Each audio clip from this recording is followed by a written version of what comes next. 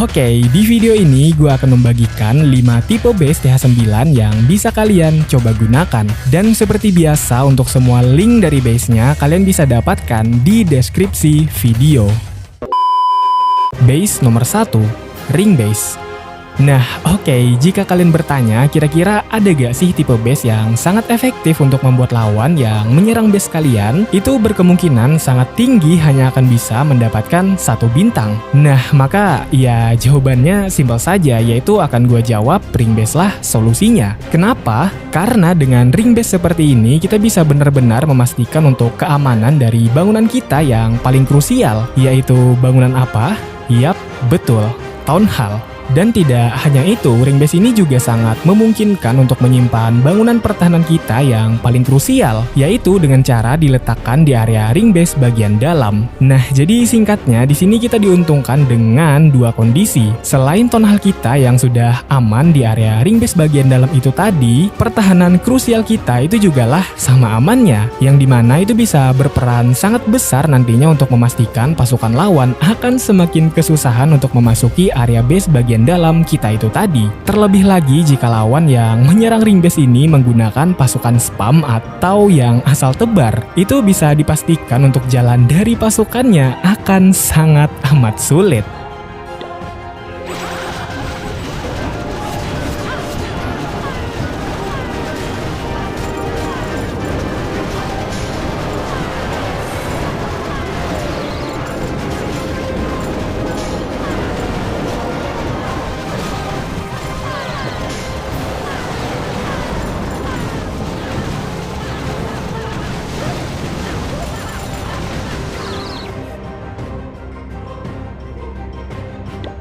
Base nomor 2, Town Hall Trap.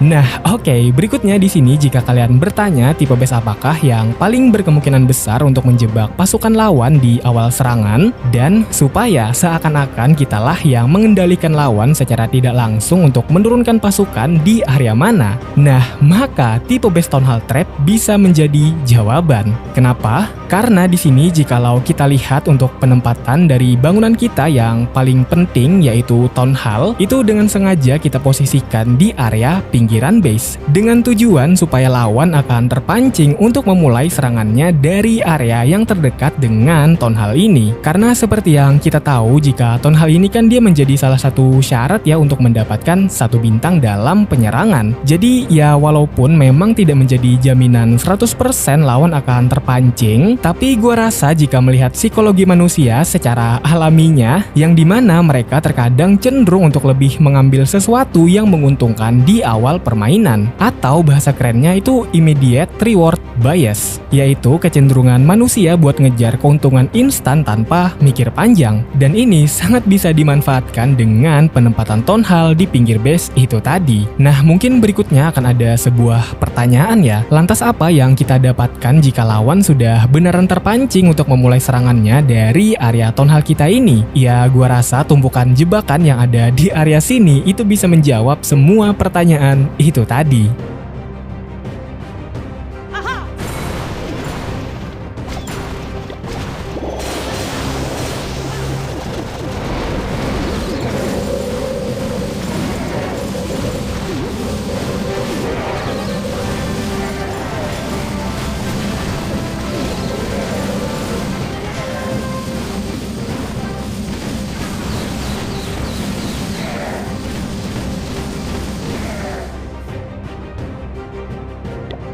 Base nomor 3, asimetris.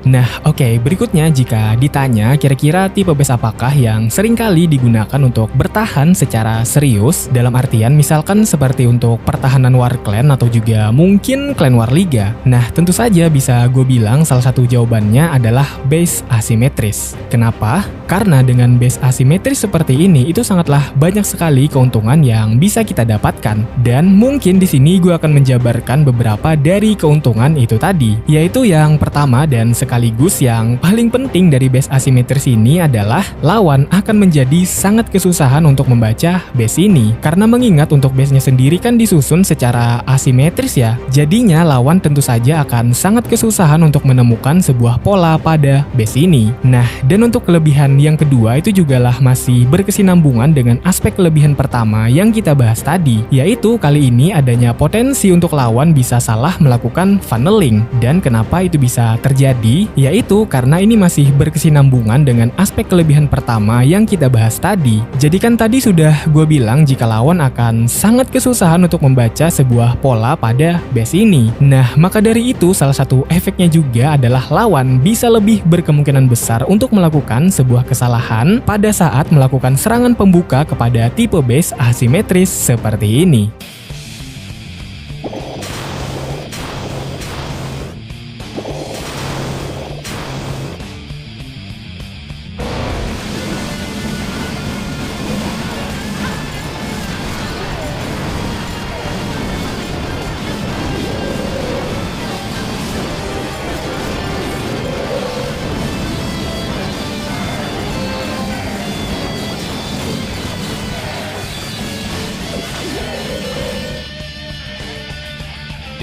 Base nomor 4, simetris. Dan oke, berikutnya lagi di sini jika ada sebuah pertanyaan, sekiranya tipe base apakah yang paling efektif untuk memecah belah pasukan lawan? Dalam artian benar-benar memecah pasukan lawan menjadi dua kubu serangan, yang dimana tentu saja ini secara tidak langsung sangat berdampak besar kepada ketahanan pasukan lawan itu sendiri. Nah, maka dari itu jawabannya tidak lain dan tidak bukan adalah tentu saja base dengan tipe simetris. Kenapa? Karena jika kita lihat secara sekilas untuk base dengan tipe simetris seperti ini, maka kita bisa langsung menyadari satu hal, yaitu tersusunnya pertahanan kita secara merata hampir di setiap area base. Dan tidak hanya itu, di sini juga untuk tipe base simetris seperti ini, itu untuk penataan bangunannya sengaja dibikin mirroring antara bagian kiri dan juga bagian kanan. Tentunya dengan sebuah tujuan agar nantinya lawan yang menyerang base simetris ini akan terpecah fokusnya.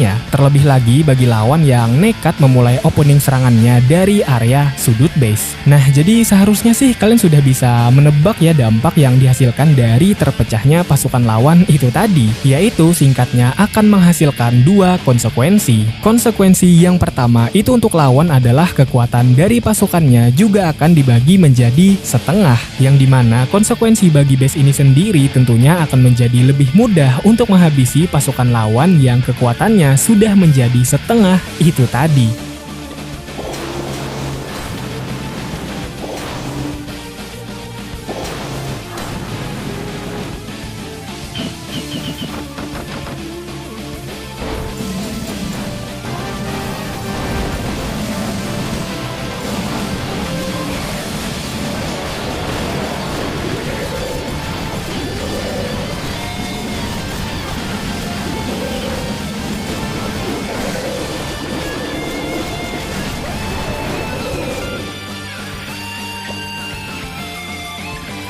Nah, dan untuk pertanyaan terakhir ya, kira-kira ada gak sih tipe base yang bisa lebih memudahkan kita untuk menyeleksi bangunan mana yang pengen diprioritaskan untuk di-upgrade terlebih dahulu? Ya, simpel aja sih, yaitu jawabannya adalah base yang satu ini.